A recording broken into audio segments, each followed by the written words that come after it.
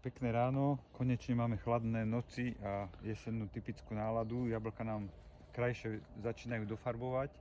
A na našom samozbere na Livine v jahodách máme momentálne topku pinovú, ktorá vlastne sa podobá na jablko Evelina. Je to veľmi dobrá zimná odroda, dá sa podržať, skladovať, je tvrdá, výborná, sladká, tej goldenovej chuti.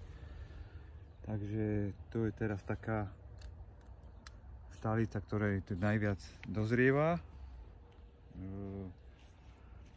Samozber máme otvorený každý deň od 7 do 5 a bude aj celý víkend otvorený samozber, takže môžete si zobrať čas a s deťmi stráviť krásny víkend